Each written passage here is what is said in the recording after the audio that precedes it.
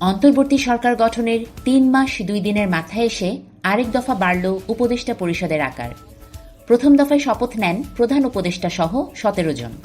দ্বিতীয় দফায় যুক্ত হন আরও ৪ জন উপদেষ্টা। আর এবার শপথ নিলেন আরও ৩ জন।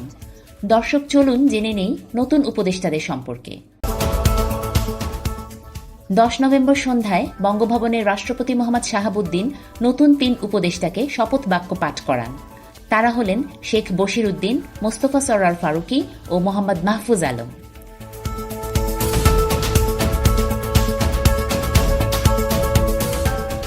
অন্তর্বর্তী সরকারের উপদেষ্টা পরিষদে শপথ নিয়েছেন আকিজ বশির গ্রুপের ব্যবস্থাপনা পরিচালক শেখ বশির উদ্দিন। তিনি শেখ আকিজ উদ্দিনের সন্তান। শেখ বশির উদ্দিনের প্রতিষ্ঠিত আকিজ বশির গ্রুপ বর্তমানে একটি বহুমুখী গ্রুপ হিসেবে 18টি অঙ্গ প্রতিষ্ঠান পরিচালনা করছে। এর মধ্যে রয়েছে ceramics, tableware, bathware, jute, particle board, doors, packaging, glass ইত্যাদি। প্রতিষ্ঠানটি 3টি দেশে কার্যক্রম পরিচালনা করছে এবং 25টির বেশি দেশে পণ্য রপ্তানি করছে। একই সঙ্গে 26,000 মানুষের কর্মসংস্থান সৃষ্টির পাশাপাশি উৎপাদনশীলতা ও দীর্ঘস্থায়ী উন্নয়নের উপর গুরুত্ব দিয়ে বাংলাদেশের অর্থনৈতিক প্রবৃদ্ধিতে গুরুত্বপূর্ণ ভূমিকা রেখে চলেছে।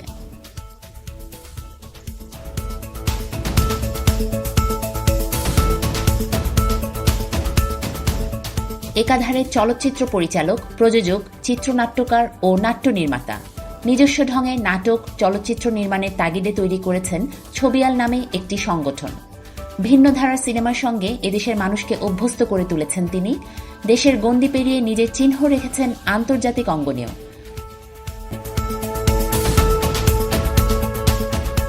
1973 সালের 2রা মে ঢাকার নাখালপাড়ায় জন্ম নেওয়া মোস্তফা সরয়ার ফারুকী ছাত্র আন্দোলনের সময় সামাজিক যোগাযোগ মাধ্যমে পোস্ট দিয়ে শিক্ষার্থীদের পক্ষে অবস্থান নেন। তার ভূমিকা বিভিন্ন মহলে প্রশংসিত হয়। 2010 সালে ফারুকী বিয়ে করেন দীর্ঘদিনের সহকর্মী ও জনপ্রিয় টিভি অভিনেত্রী নুসরাত ইমরোজ তিশাকে। 1999 সালে মিডিয়ায় পথ চলা শুরু করেন ফারুকী। ছোট পর্দায় অসাধারণ কিছু টেলিফিল্ম ও সিরিয়াল নির্মাণ করেছেন তিনি। সিনেমায় ফারুকীর সূচনা ব্যাচেলর চলচ্চিত্রের মধ্য দিয়ে। মেড ইন বাংলাদেশ ছবিতে ফারুকী দেখিয়েছেন দুর্দান্ত পলিটিক্যাল স্যাটায়ার।